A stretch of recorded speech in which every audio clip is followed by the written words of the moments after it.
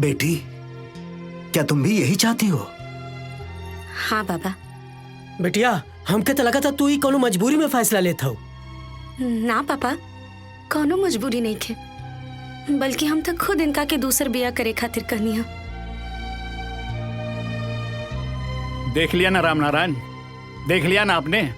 अरे मैं समझा समझा के थक गया हूं इन लोगों को, लेकिन ये लोग फैसला ले चुके हैं। चाचा जी, अगर कोनो दूसर बिया हुई तो हमार बिटिया रही कहाँ?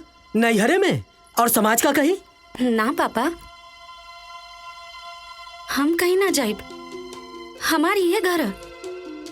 और रहुए तो कहले रहनी कि हमनी के संस्कृति में दान करे के परंपरा है, और एक बार दान दिहला के बाद वापस ना लिहल जाला। कन्यादान के रूप में आप हमार दान कर चुकल बानी। और माई कहत रहली कि नैहर से डोली उठेले और ससुराल से अर्थी, यही से हम अपना ससुराल में ही रहब। और बाबा, हम ही फैसला अपना खुशी से ले ले बानी, यही से हम चाहता नहीं कि हमनी लोग के खुशी के खातिर आप लोग भी अपन सहमति दे दें।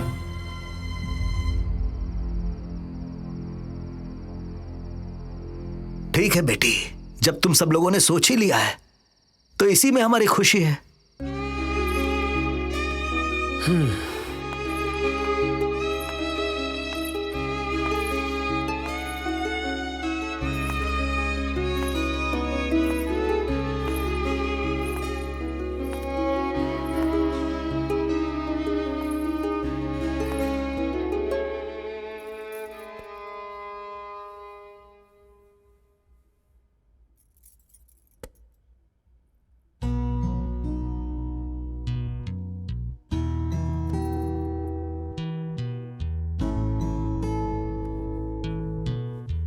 भूमि बेटा। जी बाबा, आई बैठी।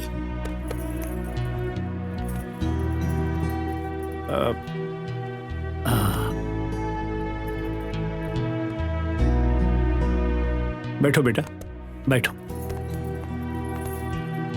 भूमि बेटा, इतना बड़ा फैसला लेने के बाद ये पूछना कि तुम खुश हो या दुखी, इसका कोई मतलब नहीं है, कोई कारण ही नहीं है पूछने का। अब तुम खुश हो, मुझे इस बात को सुनिश्चित करना था, बस। बेटा, राजा की शादी कहाँ और किस लड़की से होगी, इसका फैसला तुम करोगी। ये जिम्मेदारी मैं तुमको दे रहा हूं। लेकिन बाबा, हम राजा और आप मिलके। देखो बेटा,